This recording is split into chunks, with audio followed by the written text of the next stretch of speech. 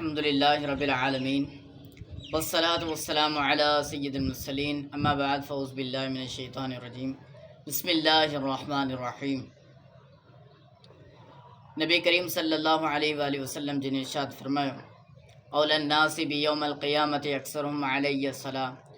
क़यामत वारे ॾींहुं मूंखे सभ खां वेझो शख़्स उहो हूंदो जे दुनिया जे अंदरि मूं ते सभ खां ज़्यादा दुरूद पाक पढ़िया हूंदा। अस्सलातु वस्सलामु अलैका या रसूल अल्लाह व अला आलिका व अस्हाबिका या नूर अल्लाह। अॼु जे मौज़ू ते असां कुझु ॿुधंदासीं।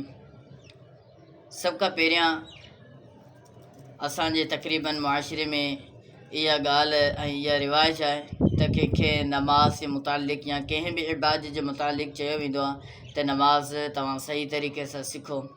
अहिड़ी तरह जेके तव्हां ते शरई मसइला आहिनि, फ़र्ज़ आहिनि, जेकी चीज़ियूं उन्हनि जो सिखण बि फ़र्ज़ु आहे त तव्हां उन्हनि जो सिखो, सही तरीक़े सां उन्हनि खे अदा कयो।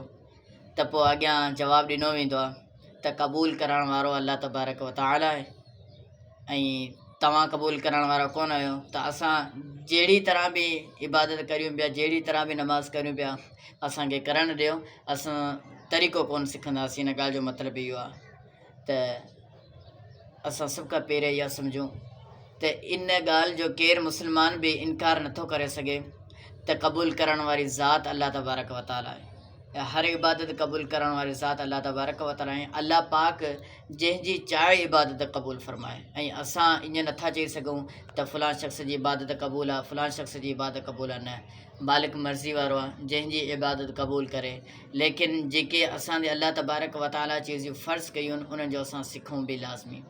इन ई लाइ करे त दुनियादार जी जेकी चीज़ियूं आहिनि दुनिया जूं, मिसाल के तौर पर कारोबार, इन खे अलावा गाॾी वग़ैरह, गाॾी सिखणु ऐं गाॾी जे मुतालिक़ अगरि असांखे केरु चए त गाॾी तव्हां सिखो या कारोबार सिखी करे पोइ करियो, त उन बहाने में उन में असां कॾहिं बि कोन चयोसीं त बग़ैर सिखण जे असां कारोबार करे वठंदासीं ऐं गाॾी असां सिखूं न असां ईअं गाॾी हलाए वेंदासीं।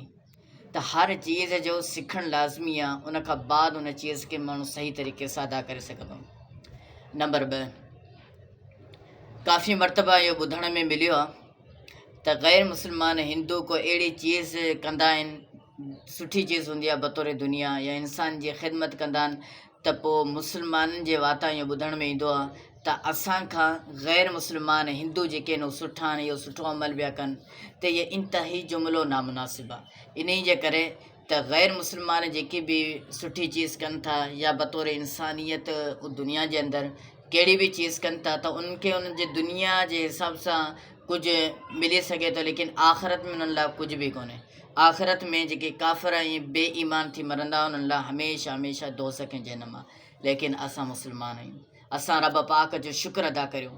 अल्लाह पाक असांखे ईमान जी दौलत अता फ़रमाई। मुस्लमान गुनाहगार हुजे, ख़ताकार हुजे, कहिड़ो बि हुजे, लेकिन बेईमान गैर मुस्लिम हिंदू खां पोइ बि बहितर आहे। इन जे करे त मुस्लमान वटि ईमान जी दौलत आहे जेकी गैर मुस्लमाननि वटि कोन्हे।